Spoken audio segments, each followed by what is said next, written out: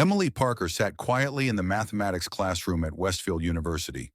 Professor Stanford, with a mocking smile, said, "Perhaps the lady in the back row could solve this equation? That is, if you know what an integral is." 10 minutes later, the color had drained from the professor's face, and the entire class was shocked by Emily's mathematical genius.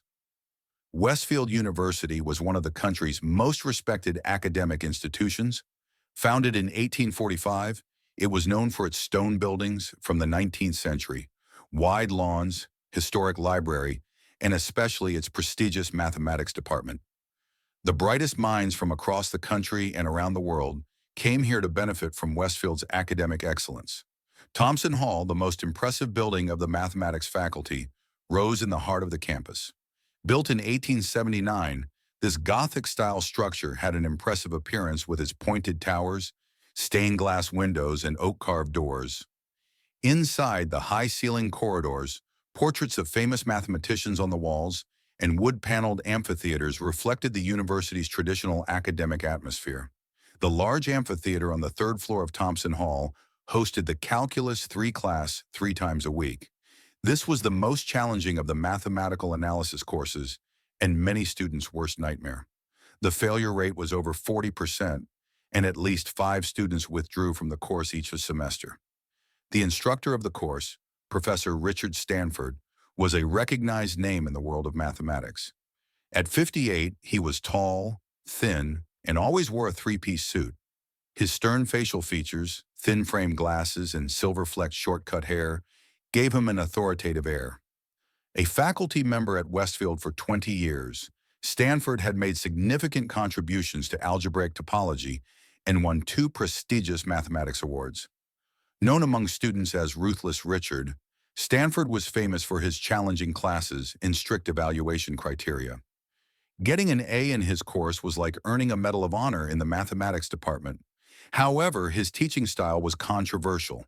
He didn't hesitate to humiliate students he saw as weak in front of the class, and sometimes ridiculed students who dared to ask questions. "Real mathematics filters out weak minds," he would often say in department meetings. "Not everyone can be a mathematician, nor should they be." That Wednesday morning, the amphitheater was almost completely full. About 120 students sat in the steeply angled rows. The front rows typically held the most ambitious students, the stars of the mathematics department, always prepared, always eager to answer questions. The middle rows were filled with students who regularly attended class but tried not to stand out. The back rows were generally occupied by students from departments like engineering or physics who had to take mathematics courses, or those who had chosen this course just to fill credits. Most of the students were between 19 and 22 years old, with their laptops open. Some were taking notes on tablet computers, while others still used traditional notebooks and pens. Emily Parker was different from them. At 32, she was of medium height, with brown hair pulled back in a simple ponytail. She wore a plain blue sweater, black pants, and comfortable shoes. She wore no makeup, and her only jewelry was a simple wedding band and small earrings. She sat in the back row near the corner. In front of her was an open notebook, several colored pens, and a scientific calculator. Unlike the other students, Emily was not an undergraduate. In fact, she wasn't even officially registered at Westfield. Her husband, Dr. James Parker, had been appointed as an associate professor in the physics department at Westfield University a month ago, and the couple had recently moved to the city. Emily, as a mathematician herself, had obtained special permission from the rector's office to utilize campus facilities and keep her knowledge current. This permission allowed her to audit classes without receiving credit. Emily had quietly entered the classroom 15 minutes before the class started and sat in the back row.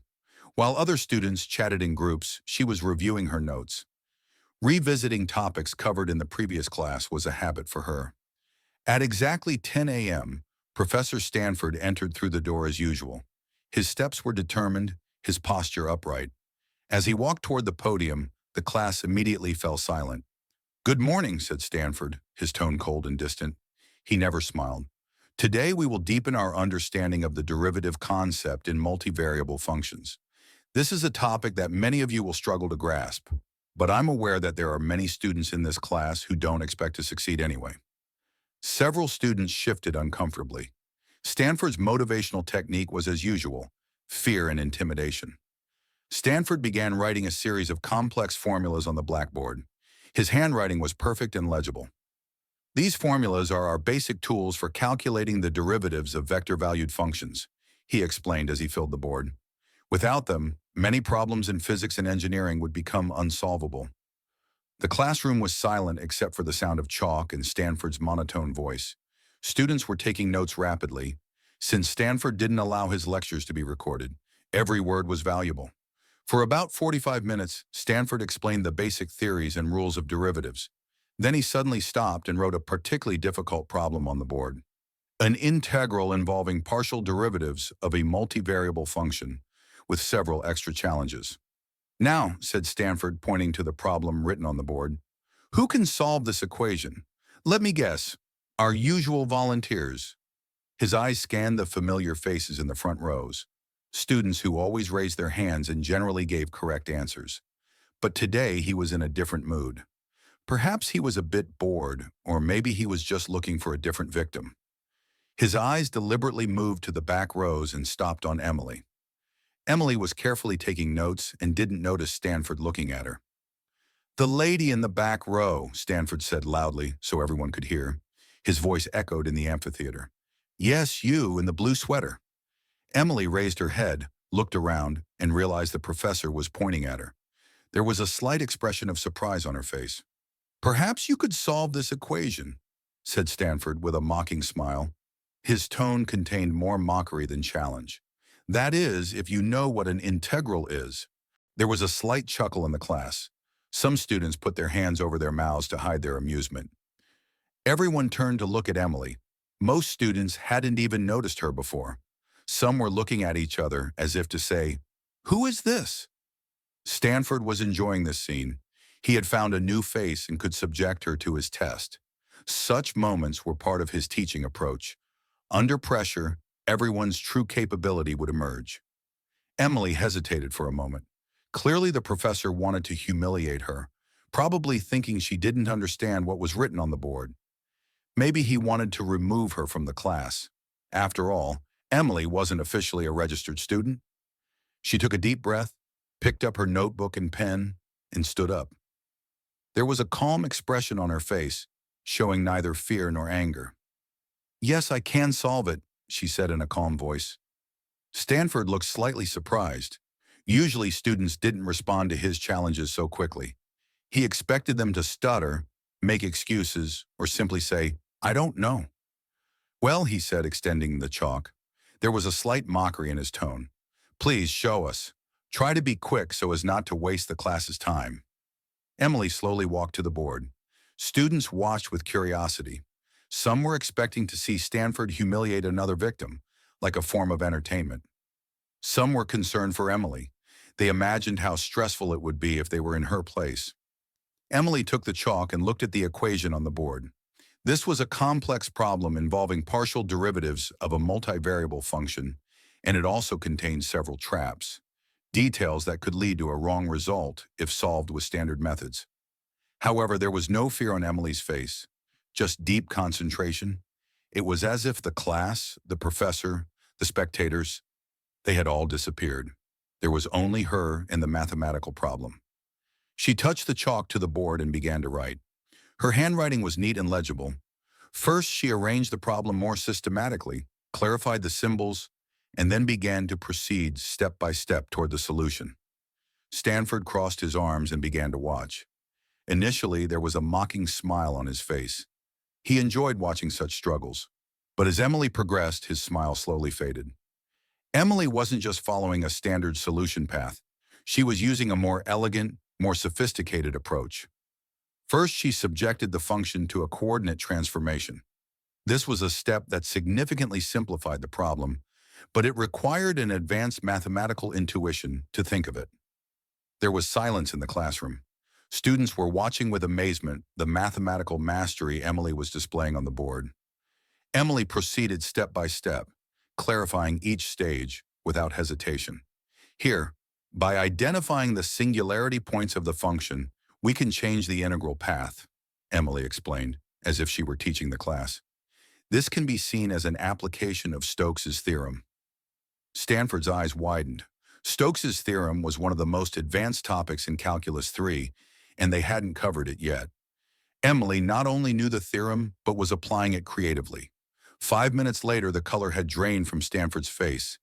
Emily had not only solved the problem, but had also solved a problem that Stanford had specially prepared for the class and thought would take several more lessons to solve.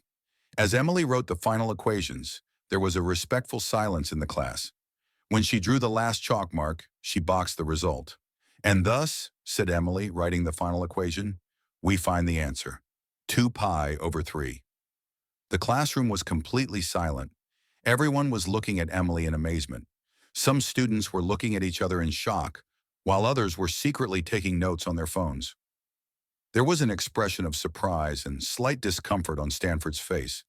That's, correct, he finally said, unable to hide the surprise in his voice. He cleared his throat. But I didn't teach this solution method.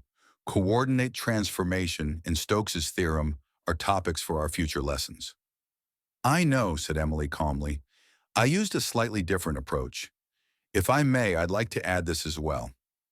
Emily wrote an alternative approach below her solution, this time using an even more elegant mathematical notation. This can also be solved using Green's theorem, which further shortens the calculations. Stanford was now completely baffled. This is an application of Washington's theorem. This is a concept rarely taught even at the graduate level. Yes, said Emily, but it's quite useful in this problem, isn't it? It reduces the calculations from 10 steps to 3. A murmur began in the class. Students were looking at each other and whispering. They hadn't just witnessed a problem being solved, they had witnessed a true mathematical demonstration. I suppose I can return to my seat, said Emily, extending the chalk to Stanford. One moment, said Stanford, trying to regain his authority in his voice. Who are you? Why haven't I seen you before? Your name isn't on the class list. Emily Parker, said Emily simply. I obtained special permission from Rector Johnson to audit your class. I'm not taking credits, just listening. Are you a mathematician? Stanford asked, now genuinely curious. I suppose so, said Emily with a slight smile. I completed my doctorate at MIT, and I'm currently continuing my independent research. Stanford's eyes widened. MIT? In what field? Topological data analysis and applied algebraic geometry, said Emily. I'm particularly working on manifold learning methods in high-dimensional datasets. A new wave of murmurs spread through the classroom. This was one of the most complex and current fields in mathematics, a field that forms the mathematical foundations of data science and artificial intelligence research. Who was your advisor? Asked Stanford, now with completely professional curiosity. Dr. Eleanor Hayes, said Emily. Stanford's jaw dropped. Eleanor Hayes was one of the leading names in her field.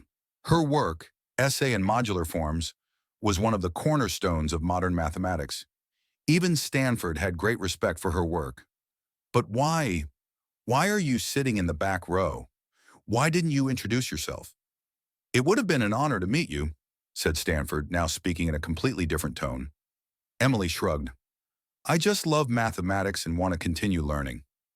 My husband started working in the physics department, and I'm doing my own research. But I also love learning new things. I'm here to learn, not to be recognized. These words seemed to have deeply affected Stanford. As a mathematician, he understood the value of pure mathematical curiosity. He looked at the woman standing before him with new respect. Dr. Parker, I apologize. I misjudged you. Emily smiled kindly. No problem, Professor Stanford. We all can be deceived by appearances sometimes. Mathematical abilities don't always come in a certain package, do they? Stanford nodded, accepting this slight criticism. You're right. This has been a lesson for me. As Emily returned to her seat, a student bravely asked, Dr. Parker, will you have a publication coming out soon? We would like to follow your work. Emily stopped and smiled. Yes, actually. Next month, I'll have an article published in the Journal of Algebraic Topology. If you're interested, you can see a copy in my office on campus. The class continued in a strange atmosphere. Stanford was teaching in an unusually respectful, more careful manner. Occasionally, he would look at Emily, as if seeking her approval. The students were filled with excitement knowing that a mathematical genius was sitting among them. When the class ended, students surrounded Emily. There were many questions. Her experience at MIT, her research, why she came to Westfield. It's actually quite simple, Emily explained to a group of curious students. My husband James started working in the physics department here. He's researching quantum information theory. I'm doing my own research, but I also wanted to audit classes. Sometimes seeing a different perspective can be inspiring. But why didn't you introduce yourself, a student asked, to Professor Stanford or to us? Emily smiled thoughtfully. Sometimes being anonymous can be liberating. I just wanted to learn and listen, without labels. As mathematicians, sometimes our titles and achievements can hinder our ability to truly learn.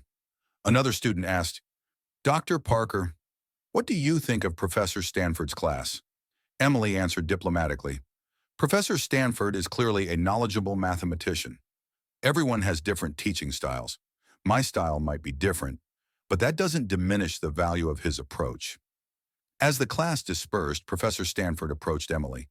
There was no longer any mockery or condescension in his manner, just professional respect. Dr. Parker, he said, I apologize again for today. My behavior was unacceptable. I can sometimes be harsh in testing students, but that was certainly inappropriate in your case. Thank you, Professor Stanford, said Emily. But perhaps we all learned something today. I learned new things too. Your lecture notes and perspective are truly valuable. Stanford nodded. Definitely. In fact, perhaps you'd like to discuss your research sometime? Topological data analysis is a field our department is interested in as well. And maybe someday you would like to be a guest speaker for my students? Emily smiled. I'd be delighted, Professor Stanford. Perhaps I could share my research in a seminar. That would be wonderful, said Stanford, genuinely excited. We have regular seminars in the mathematics department on Thursdays. I'll send you an invitation as soon as possible. After that day, the Calculus 3 class completely changed. Stanford changed his teaching style. He became more inclusive, less judgmental.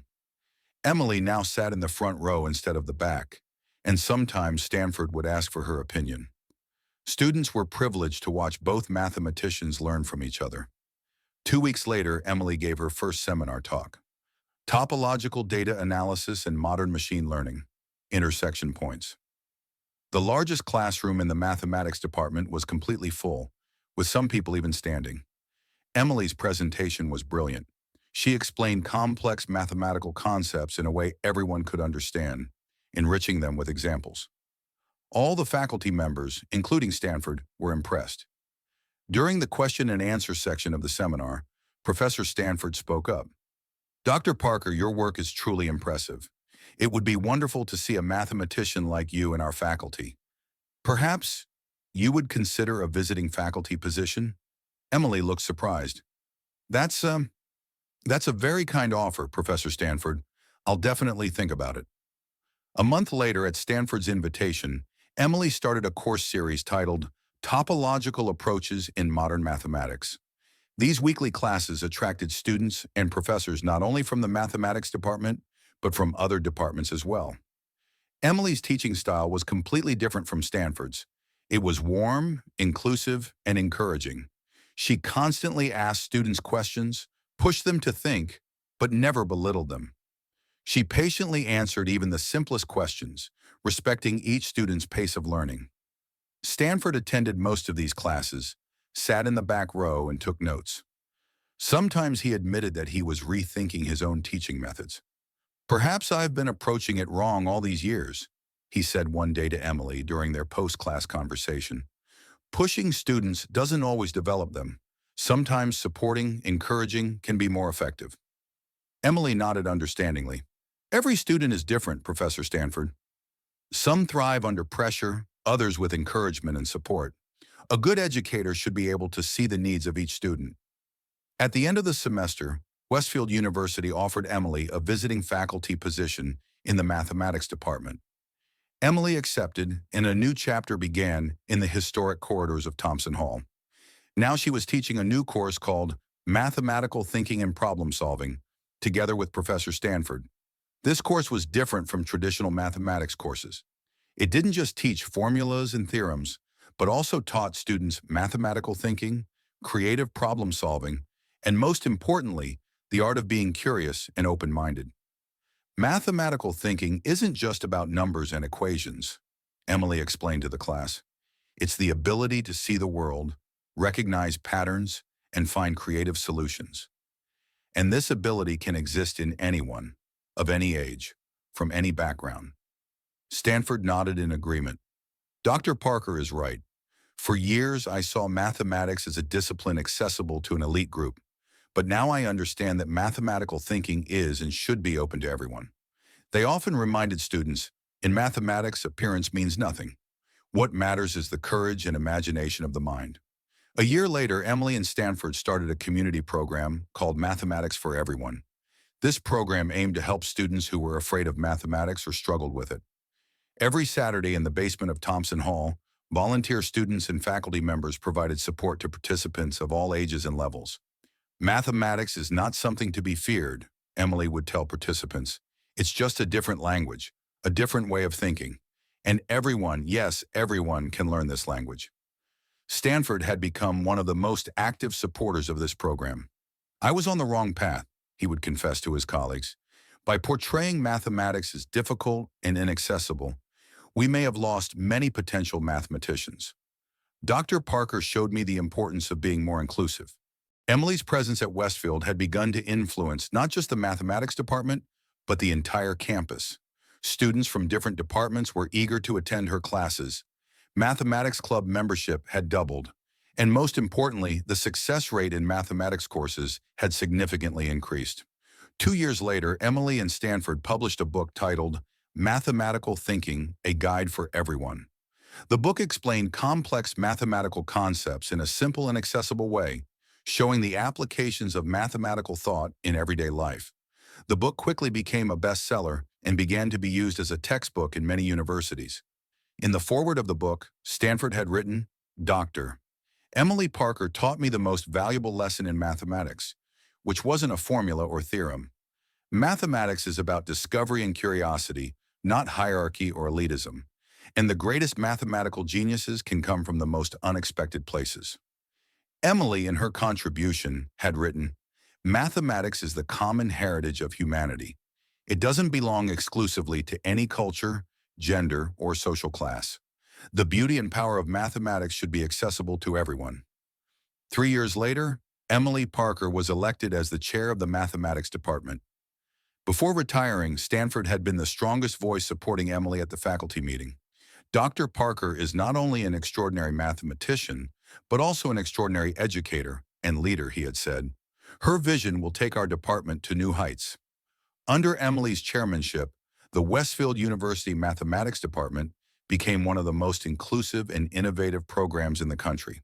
The traditional curriculum was completely renewed. More space was given to interdisciplinary studies, and student-centered teaching methods were adopted. Our aim is not just to train mathematicians, Emily would say in faculty meetings. We want to train individuals who develop mathematical thinking, problem-solving ability, and critical analysis skills. At Stanford's retirement ceremony, Emily gave an emotional speech. Professor Stanford, regardless of his first impression of me, acted like a true scientist. He was open to changing his mind in the face of new evidence. This is the most valuable quality an academic can possess. Stanford, unable to hide his tears, responded, Dr. Parker taught me to be not just a better mathematician, but also a better person. The mathematical world is richer for having colleagues like her. At the beginning of each new academic year, Emily would tell the famous story to students newly joining the department. The story of a woman who sat quietly in the back row, didn't introduce herself, but displayed magnificent mathematical genius. And each time, she would end the story with Professor Stanford's own words. In mathematics, outward appearance means nothing. What matters is the passion and curiosity of the mind. The greatest mathematical breakthroughs often come from the most unexpected minds. So never judge a book by its cover, or a mathematician by their appearance. This story gave a valuable lesson to new students. Never judge someone by their appearance, and always continue to be curious, to ask questions. Emily's story became a legend at Westfield. Students came from all over the world to work with her. Articles were written in academic journals about her pedagogical approach, and many students who were afraid of mathematics discovered the beauty and power of this discipline under her guidance. Emily had hung a favorite Einstein quote on her office wall: "If you can't explain it simply, you don't understand it well enough." This quote was like a summary of her teaching philosophy. Mathematics should not be a discipline hidden behind complex formulas and incomprehensible theorems, but a system of thought that everyone can understand and appreciate. Emily Parker's journey at Westfield University had begun with a coincidence: an ordinary-looking woman proving herself in a condescending professor's class. But this journey had turned into a story that changed the lives of thousands of students, offering a new vision of how mathematics education should be. Because sometimes the greatest geniuses are hidden among the quietest ones, and the deepest wisdom lies in a heart full of humility and curiosity. And sometimes a single moment in a classroom can change the direction of an entire institution, even an entire discipline. Emily Parker's students couldn't forget her lessons even after they graduated. Many instilled the same values in their own students: curiosity, humility, and the belief that everyone has the ability to think mathematically. And Professor Richard Stanford, while enjoying his retirement, often thought about that Wednesday morning when he belittled the quiet woman in his class, only to have her teach him the most valuable lesson. His memories reminded him, a true educator never stops learning, and sometimes the greatest lessons come from the most unexpected teachers. What did you learn from this story? Have you ever been judged by your appearance? Or have you judged someone that way? Share your experiences in the comments. If you like this story, don't forget to subscribe to our channel and turn on notifications. We'll be back every week with similar inspiring stories. Which country are you watching from today? Let us know in the comments. Remember, true intelligence is always within us, and appearance never reflects the potential inside.